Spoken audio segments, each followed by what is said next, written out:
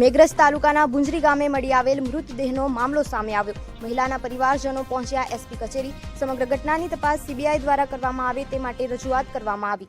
અરવલ્લી જિલ્લાના મેઘરજ તાલુકાના ભુંજરી ગામે 22 સપ્ટેમ્બરના રોજ જંગલ વિસ્તારમાંથી પરણિતાની લાશ મળી આવી હતી। પીએમ રિપોર્ટ પ્રમાણે પરણિતાનું મૃત્યુ વીજ કરંટ લાગવાને કારણે થયું હોવાનું સામે આવ્યું હતું, પરંતુ પરિવારજનો દ્વારા જ્યાંથી લાશ મળી ત્યાં કોઈ પણ વીજ પ્રવાહનું ઉપકરણ ન હોવા છતાં મૃતદેહ વીજ કરંટ લાગેલી હાલતમાં અહીંયા ક્યાંથી આવ્યો જેવા આક્ષેપો કરવામાં આવ્યા હતા। તેથી ઘટનાની તપાસ ઊંડાણપૂર્વક થાય તે માટે આજે એસપી કચેરી ખાતે મોટી સંખ્યામાં મૃતકના પરિવારજનો અને ગ્રામજનો દ્વારા આવેદન આપી સીબીઆઈ તપાસની માંગ કરવામાં આવી।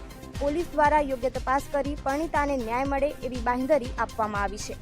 પરમાર વિનોદ કુમાર ગલાભાઈ મુનસીવાડા દુકોટા પેટાપડું લાગે અમારે બરોબર।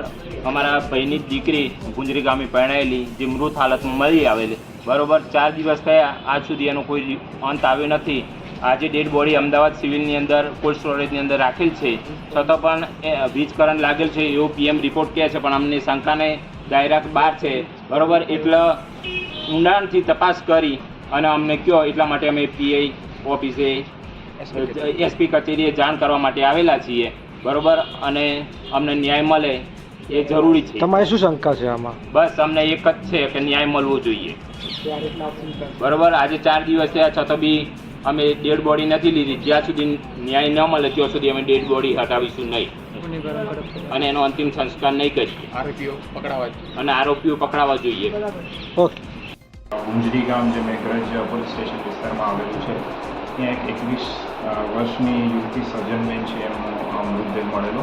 તાત્કાલિક પોલીસે પહોંચી જે પંચનામો અને એ જે આગળની પ્રોસેસ છે એ કરી એમનું તે જે પોસ્ટમોર્ટમ છે એ પણ એમના પરિવારના સભ્યોને સાથે રાખી અને અમદાવાદ કરવામાં આવેલું છે, જેમાં પ્રાથમિક દ્રષ્ટિએ જે રિપોર્ટ છે એ વીજળી કરંટ લાગવાથી ઇલેક્ટ્રિક શોક લાગવાથી એનું મૃત્યુ થયેલા હોવાનું ડૉક્ટર સાહેબનું પીએમ રિપોર્ટમાં જણાવવામાં આવે છે।